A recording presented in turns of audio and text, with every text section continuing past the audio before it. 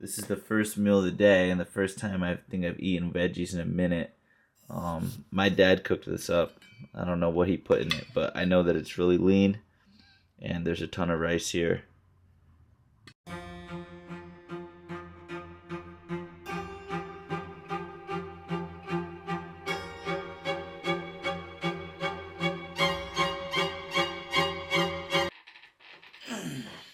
YouTube, welcome back. Thank you for joining me.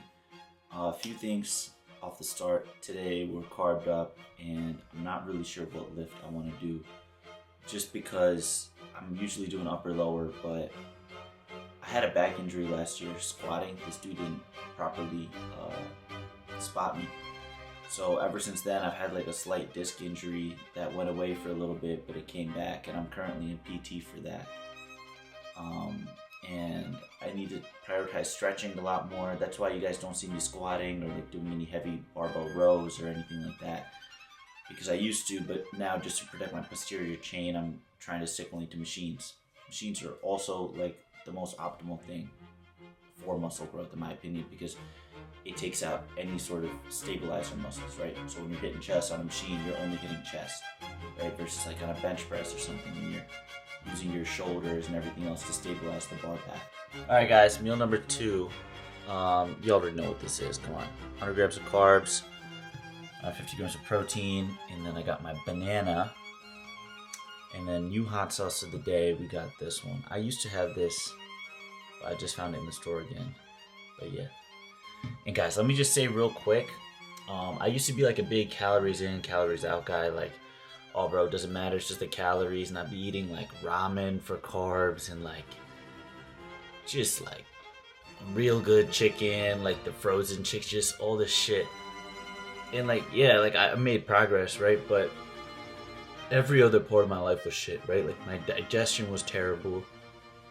My skin looked horrible. Like it starts with your gut, guys. If you're not like properly going to the restroom, right? Like eating good foods is gonna help you. Like you're just gonna feel so much better. Your sleep is gonna be better. Your recovery is gonna be better, which is why I feel the best I possibly feel eating like this, eating extremely clean, and it doesn't even feel like a chore because I feel so good doing it that it's worth it to me rather than eating like a bunch of shit.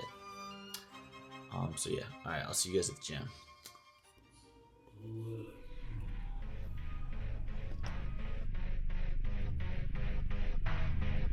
You got to be a little mental, I think, to do what I did. I don't want to like sound crazy, but you have to be a little fucked up. The fucking mindset of like getting up every day and pushing yourself, and you're eating 12 to 16 ounces of meat, and 100 to 150 grams of carbs every meal, and you're doing that 7 times, and you do it day in, day out. You got to have a very simple mindset. You can't be social. You can't be out doing a lot of other activities. So you put on the blinders and you have tunnel vision on what that ultimate goal is. I was always on track with everything. Everything was structured. I lived in a fucking box in order to be the best, meaning I had no outside. People would call me with their problems, I'd hang up on them. Like the phones were off. Don't bother me with negative shit. And I just went at it. Like that's all I cared about. Like, that was what my life was like. It was like go full fucking throttle every day. That discipline was there. I always tell everyone it wasn't about the body, it was about the mind at first. But I trained my ass off.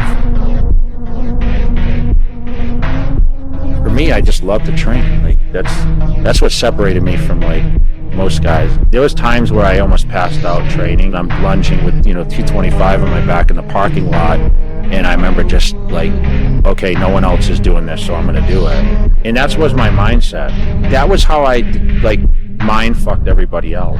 So I used to train in the middle of the night because no one else was doing it. And so people are like, man, is that the secret? Is that what Jay has to do? Is that what we have to do? And I did it almost to kind of like play mind games with the other guys. Only the crazy people come out this time. It's cardio time. But I was also a beast. I was known as a so-called mass monster. I was also stubborn as hell, right? I was told I couldn't do this, I couldn't do that. I was told I wouldn't be a good pro. I was told I'd never turn pro, never win the Olympia, never win it more than once. After I lost it, they said that I'd come back and win it again.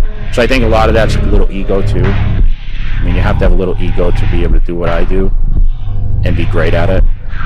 You got to do what's your passion. Otherwise, you're never going to succeed at it. You're never going to stay with it. You're never going to commit to it, and you're never going to give your full ability towards that goal.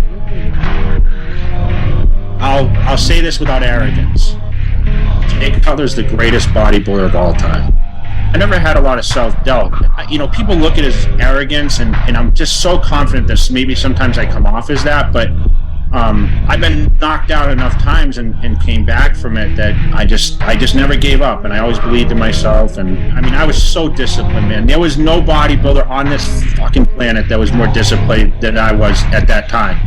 I felt like a fucking machine, man. Everything just clicked. Like I told you, I could do anything. I went in the gym and I trained with light weights, I trained with heavy weights. It didn't matter what I did. Everything just clicks. Ronnie's been here winning the show for the past, how many years, Ronnie? 6 years. But this is my town, my home, my place. It takes a lot of time, but I'm dedicated. And I was just so young and just, I was so, naive. I really didn't know much about anything. I really didn't know how to pose. I really didn't know anything, but I had the physique, I had the structure. And once I learned how to eat, and learned how to, train properly, and, I wanted to be the best.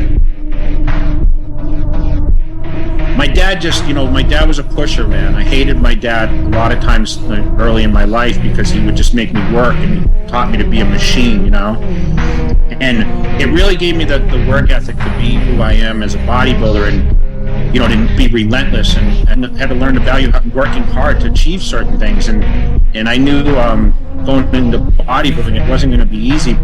He's like, I'm telling you, you can beat Ronnie Coleman. Jay, I'm telling you, you're going to beat this guy. I'm telling you, Jay, you're going to beat this guy. So in the lineup, when I was standing next to Ronnie, people are like, holy shit, Jay's beating Ronnie Coleman from the front. It's the first time in my career that I actually knew, shit, I'm going to win the Mr. Olympia contest. I knew myself I would win it.